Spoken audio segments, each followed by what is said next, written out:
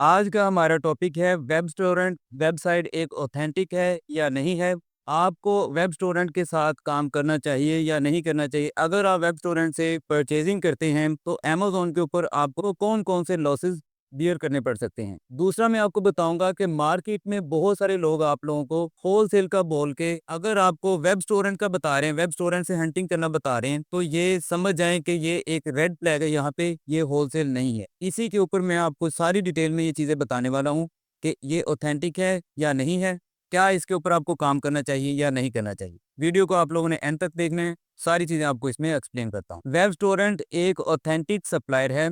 आप लोग इसके साथ अगर काम करते हैं तो अमेज़न इसकी इनवॉइसेस एक्सेप्ट करता है। लेकिन मार्केट में बहुत सारे लोग आप लोगों को कहते हैं कि आपको हम प्रोडक्ट देते हैं जो कि वेब स्टूडेंट की होगी, उसमें इतना प्रॉफिट है। या फिर आप किसी से लर्निंग करने के लिए जाते हैं, सीखने के लिए जाते हैं, आपको बताया जाता है कि आपको अमेज़न होलसेल सिखा रही जाए। लेकिन आपको अमेज़न होलसेल का और वेब स्टोरेंट का पता ही नहीं है, इसका दूर-दूर तक कोई ताल्लुक नहीं है। वेब स्टोरेंट एक सप्लायर है, जहाँ पे आप ऐड टू कार्ट करते हैं, जो-सी आपको प्रॉफिटेबल प्रोडक्ट मिलती है, आप उसको परचेज़ कर सकते हैं, खुद अपना अकाउंट बना के। अब इसके लिए शिपिंग और बिलिंग एड्रेस सेम होना चाहिए। अगर आपका शिपिंग और बिलिंग एड्रेस सेम नहीं है, तो आपका ऑर्डर कैंसल कर दिया जाता है। जब आपका ऑर्डर कैंसल होता है, आप किसी को कहते हैं कि मेरा ऑर्डर लगवा दो। अब लोग आपके साथ मार्केट में कैसे खेल रहे हैं या आपको चूना कैसे लगा है। फर्स्ट ऑफ ऑल तो मैं आपको ये बताता हूँ कि आपका अगर जैसे आपने खुद ऑर्डर लगाया लेकिन आपसे लगा नहीं, अब आप किसी और के पास जाते हैं तो वो आपके साथ कर क्या रहा है,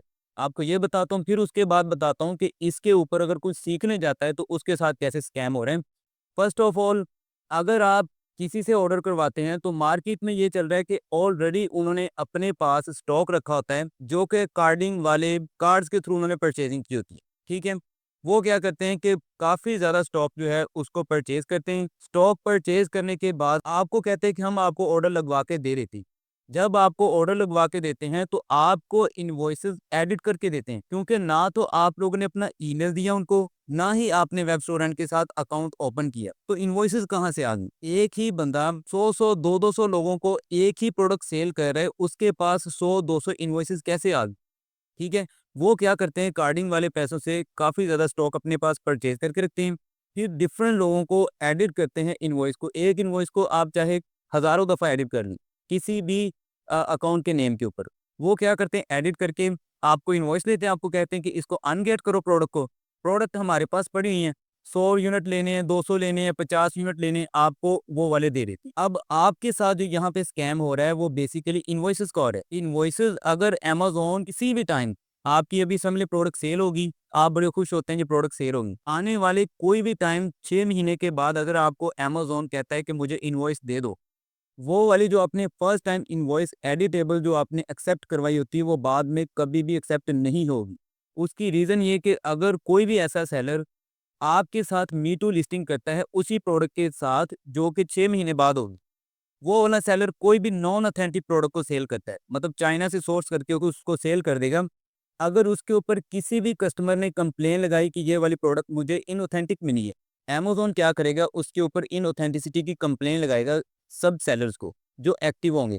सम टाइम ऐसे भी होता है कि जिन्होंने 6 महीने पहले भी सेल की होती है, उनको भी उसकी इनवॉइसेस अमेज़न माँग लेता है उनसे। अब आपके पास तो इनवॉइसेस हैं नहीं, जोन-सी आपके पास हैं वो एडिटेबल हैं, अमेज़न वो कभी भी एक्सेप्ट नहीं करेगा। अनगेट करवाने के लिए आप एडिट करके अनगेट करवा सकते हैं। ये चांसेस काफ़ी होते हैं कि अनगेट आप इसकी इनवॉइस को एडिट करके आप खुद एडिट कर सकते हैं। आप किसी से भी ना करवाएँ। ये आप खुद आज़मा के देख लें। मैं आपको रिकमेंड नहीं करता, लेकिन आप इसको आज़माना भी चाहें, आप खुद इसकी वेब स्टोरेंट की इनवॉइस को एडिट करें।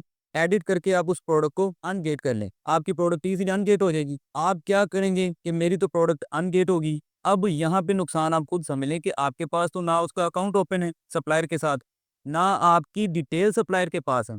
कल को अगर अमेज़न वो वाली इनवॉइस जो आपने एडिट करके भेज दी अमेज़न को, अमेज़न क्या करता है, सप्लायर को कॉल करता है, कॉल करके पूछता है कि क्या इस सेलर ने आपसे परचेजिंग की थी? वो उसी टाइम वेब स्टोरेंट क्या करता है, अपने सिस्टम में आपका जो ईमेल होता है, जो प्रोफेशनल ईमेल होता है, अब प्रोफेशनल ईमेल आप लोगों को पता ही नहीं है कि जो लोग इस तरह से आपको दे रहे होते हैं, वो तो प्रोफेशनल ईमेल आपसे माँगते नहीं हैं। आपका क्योंकि अकाउंट ही नहीं क्रिएट होता, वो तो उनके पास ऑलरेडी पड़ी होती है।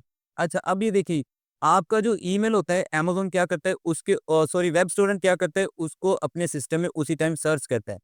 जब सर्च करता है आपको उसमें ईमेल होता ही नहीं। जब आपका ईमेल नहीं होता तो वो उसी टाइम चैट सपोर्ट से जो वेब स्टोरेंट वाले होते हैं वो अमेज़न को कहते हैं कि नहीं ये वाले सेलर ने हमसे परचेज़िंग नहीं की और वाक़ई में ही आपने नहीं की होती क्योंकि आपने तो किसी से लिए प्रोडक्ट ये वाली। आपका अकाउंट कभी भी ओपन नहीं हो सकता, परमानेंटली डीएक्टिवेट कर दिया जाता है। जो मर्ज़ी कर लें, आपका अकाउंट कभी भी ओपन नहीं होगा।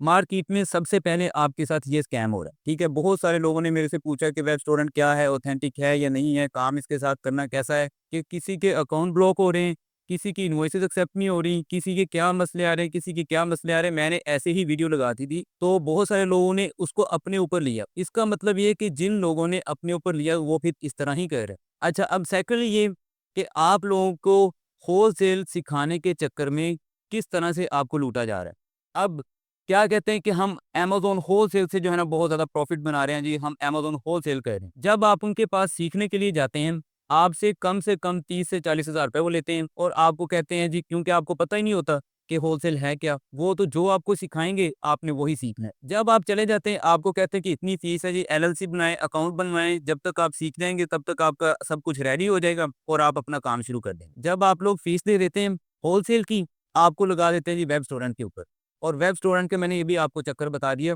कि वही चक्कर आप करते हैं बस। आपको वो करना ही पड़ता है। क्यों? क्योंकि आपको सिखाया ही वो गया है। वेब स्टोरेंट के साथ काम करना होलसेल नहीं है। होलसेल में क्या होता है कि आप लोग एक सप्लायर के पास जाते हैं, उसके साथ आप अपना अकाउंट ओपन करते हैं, अपने कंपनी के डॉक्यूमेंट्स देके। जब आप लोगों के डॉक्यूमेंट्स अप्रूव हो जाते हैं, वो आप लोगों को एक होलसेल की प्राइस लिस्ट शेयर करता है, जिसमें आपको कहता है कि ये वाला हमारा एमओक्यू है और ये वाली हमारे पास प्रोडक्ट्स हैं। आप लोगों के पास जो-सी प्रॉफिटेबल होती है वो आप उसका ऑर्डर करके प्रोडक्ट परचेज़ कर लेते हैं। ये आपका एक ऑथेंटिक काम होता है जब आपकी अकाउंट के ऊपर और आपकी एलएलसी की डिटेल के ऊपर आपका अकाउंट बनता है। तो ये एक 100% ऑथेंटिक काम होता है।